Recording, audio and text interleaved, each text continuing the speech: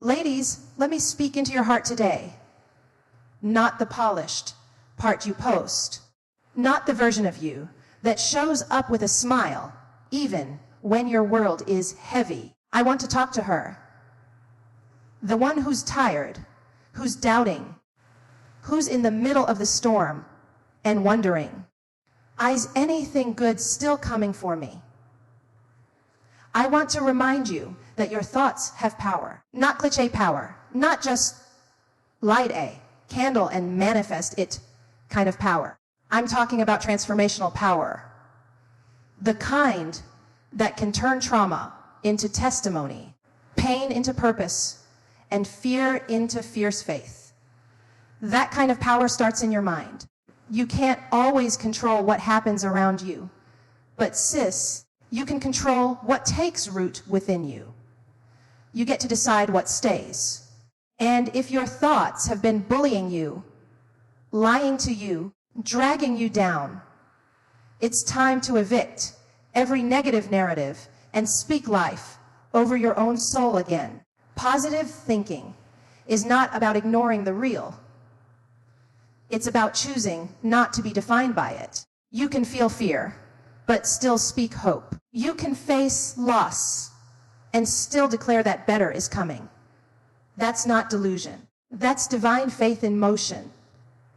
Every miracle starts with a mindset shift. What if you started believing that God didn't forget you? What if you started expecting favor instead of failure? What if you started looking in the mirror and saw a warrior instead of a woman who's barely making it? It's time to rewire your mind with heaven's frequency. Speak peace, even when there's chaos. Speak grace, even when you failed. Speak promise, even when the process feels like a mess. There is still power in your mouth and victory in your voice. Don't wait for your circumstances to shift before you shift your spirit. You don't need everything to be perfect before you start believing in the possible. It's your belief that births the breakthrough. So today, make a choice. Choose the light. Choose the hope. Choose to see beyond what is into what can be, not because it's easy, but because that's what power looks like when it lives in a woman who refuses to settle for defeat. Sometimes the battlefield isn't outside you. It's inside your mind. Before you ever step into the situation, before the bills pile up, before the diagnosis, before the heartbreak, your thoughts are already scripting the storyline of your response. If you walk into the room already defeated in your mind, you've surrendered before the first word is spoken. That's how powerful your thoughts are. They speak before you do. They act before your feet move. And they can either empower your faith or paralyze your future. You might be waiting for your life to change, but sis, your life has been waiting for you to change the way you think. You don't have to wait on circumstances to improve in order to start thinking with authority.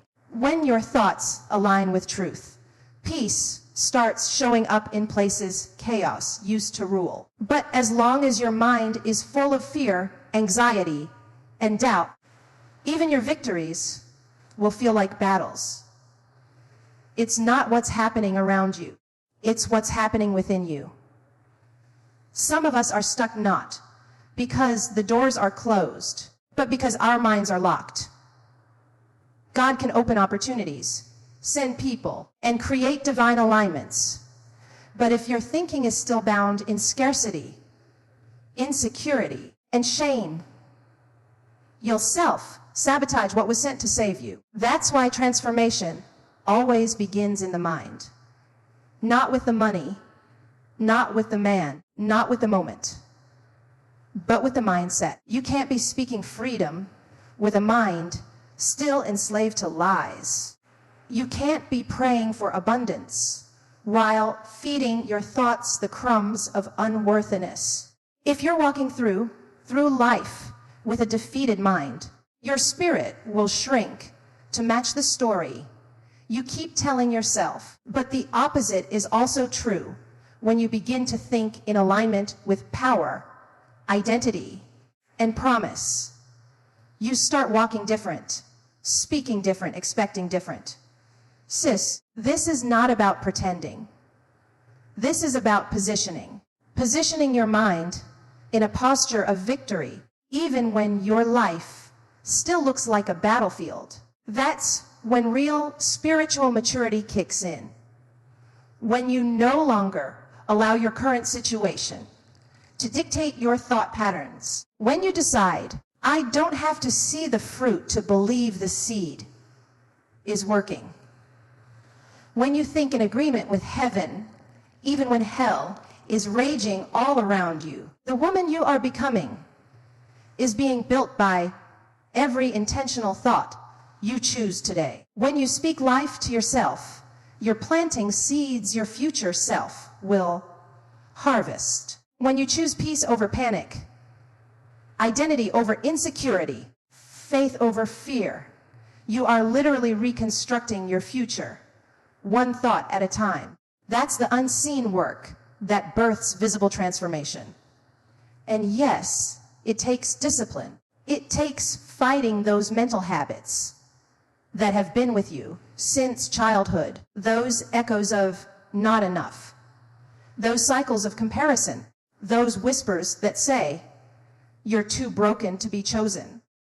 But your thoughts do not have to stay the same just because they're familiar. You can renew your mind and rewire your life. Don't underestimate the quiet power of a renewed mind. While people look at your circumstances, God looks at your thoughts. And when your thinking shifts, your life begins to follow. Because your reality is not built by chance. It's built by the choices you make in the stillness of your mind. So today, choose thoughts that build, that lift, that stretch, and that declare, I may not see it yet, but I believe it's already happening. Your mind is where the real war is won or lost. Before the job offer or the heartbreak, before the rejection or the breakthrough, your mind had already started writing the script. Some of us are walking through life, trapped behind invisible bars, and nobody sees them but us. We smile in public, but in private, accepted. We're shackled by thoughts we never challenged. What if I told you that the difference between feeling stuck and stepping free isn't your situation, but your permission? You have the power to choose what thoughts stay and what thoughts get evicted. Too many of us have made space for every lie we were told as children, every insult we internalized, every moment of shame we replay like a movie. We've turned our minds into storage rooms for trauma instead of healing places for hope. And we wonder why joy can't find a home there. Because it's overcrowded with fear. Peace doesn't grow in a place where chaos has a lease. Sis, just because a thought arrives doesn't mean it deserves to reside. You're allowed to redecorate your mental space. You're allowed to tear down the wallpaper of worry and repaint your thoughts with faith. You're allowed to ask, does this thought serve the woman I'm becoming? If it doesn't, why is it still there? You don't have to be the landlord of negativity. You can evict the old narratives and let in the light of truth. You can sit still, silence the noise, and begin again with a mind that knows it is sacred ground, not a battlefield for every unfiltered opinion. Think about this. When your mind becomes your sanctuary, everything in your life starts to reflect that peace. You stop reacting from panic and start responding with purpose. You stop living in constant survival mode and start thriving in God's grace. You stop apologizing for needing boundaries because you understand your peace is holy, not negotiable. When your inner world is whole, your outer world doesn't control you the same way anymore. But if your mind is your prison, then every opportunity starts to feel like a trap. You'll talk yourself out of blessings, sabotage relationships, and shrink to fit spaces you were called to expand. Because freedom feels foreign. A prisoned mind sees risk where there's reward, danger where there's destiny, loss where there's love. That's why you can't just rearrange your life. You've got to renew your mind. Freedom isn't the absence of fear. It's the authority to not let fear stay. It's saying, I see you, anxiety, but you don't get to lead today. It's declaring, I've heard enough from shame, and now I'm listening to truth. It's trusting that your mind, when accepted that you want it to peace, becomes a place where healing flows. And when you heal in your thoughts, you start living like a woman who is no longer at war with herself. What you feed your mind, it will multiply. If you feed it truth, you'll start to walk in freedom. If you feed it fear, you'll shrink back, even when you're called forward.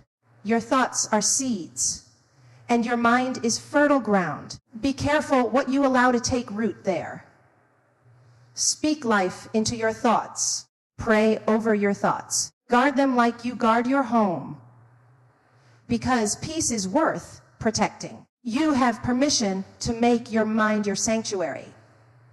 Not because life is perfect, but because God meets you in the quiet and rebuilds you from the inside out.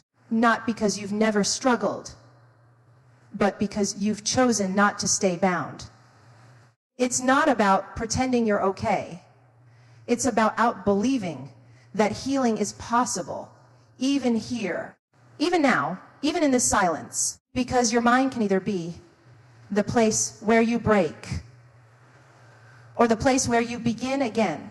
We live in a world addicted to movement, to the scroll, to the sound, to the validation that comes with business. But have you ever sat in the silence and heard your soul speak?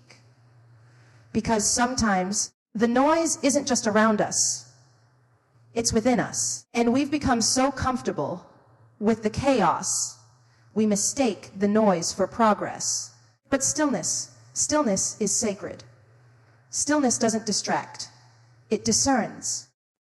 Stillness is where the masks fall off. It's where the curated version of you, the one who always smiles, always keeps it together, finally gets a moment to breathe. In stillness, you can no longer hide behind performance or productivity. It's just you, your truth, and your God. And maybe that's why we avoid it. Because silence doesn't just calm the waters. It shows you what's been floating beneath the surface the whole time. In the noise, you can keep pretending. Pretending you're okay. Pretending you're healed. Pretending you've moved on. But in the quiet, the quiet will expose your wounds, your longing, your loneliness. It doesn't come to shame you. It comes to reveal you. And revelation is the first step to restoration. What you can't name, you can't heal. And stillness helps you name what the noise taught you to ignore. There's something holy about being still and allowing your emotions to surface without judgment. We're so used to pushing them down because it's not convenient to feel. When you pause, when you let the silence speak, you realize your heart's been waiting for you to attention, not to criticize yourself, but to comfort yourself, to understand the version of you that's been screaming beneath all the business. Stillness reveals your true battles, not the ones you tell other people about, but the ones you cry about in the dark, the insecurities, the regrets, the dreams you buried because you were afraid to hope again. Stillness holds up a mirror, not to shame you, but to show you who you are beneath what life tried to place on you. And when you see her clearly, you can start loving her truthfully. When you step away from the noise, you stop chasing things that were never meant to fulfill you. You realize the applause doesn't heal. The attention doesn't restore. The titles don't bring peace. And suddenly, you're not chasing clout. You're chasing clarity. You're not pursuing perfection. You're pursuing purpose. Because in the quiet, you remember what matters. You reconnect with what actually gives you peace. The quiet is also where God speaks the loudest. Not through thunder, but through the whisper. The whisper that says, "You are still mine." The whisper that says, "Even here, I'm with you." The whisper that calls you by name when the world only labels you by your mistakes. You don't need a stage to hear that voice. You just need stillness, because sometimes what we're waiting for isn't out there. It's waiting to be heard within. You don't have to fear the quiet anymore. Let it peel back the layers. Let it take you to the deep places. Let it break the surface. Level living and reintroduce you to the woman you buried under obligation and image. Let the stillness make space for truth, for healing, for wholeness. Because when the noise stops, the real work begins. And the real you rises. You can't receive what your mind has rejected. So many of us are praying for breakthrough, but thinking in bondage. We're asking God to open doors, but in our minds, we've already locked ourselves out. The miracle isn't just in the moment. It's in the mindset, because your mindset sets the stage for what you believe you deserve. I accepted, and what you believe you deserve shapes everything you're willing to walk into. A limited mindset will make you ignore open doors because you think you don't belong on the other side. It'll make you minimize your gifts, dim your light, and apologize for your purpose. That's not humility. That's self-sabotage dressed up in insecurity. You have to train your mind to expect favor, to believe you're worthy, to know that the room you're walking into needs exactly what you carry. Your miracle might be delayed not because the opportunity isn't ready, but because your mind isn't. You're still carrying the language of failure while trying to live in victory, still rehearsing your pain while praying for peace. If you want to change your life, you have to start by changing your language. The words you speak to yourself in secret are shaping the outcome of your public life. You can't build a new life with an old mindset. The bricks won't hold. The foundation will crack. You'll find yourself self-destructing blessings because your mind is still wired for survival, not success. And that's okay, because survival taught you things. But now you've got to rewire, because miracles don't flow through fear. They require faith. They require a mind that can see beyond the mess. Some of us have trained ourselves to expect loss more than gain, to anticipate pain more than peace. That kind of mindset will have you mislabeling miracles as threats, blessings as burdens.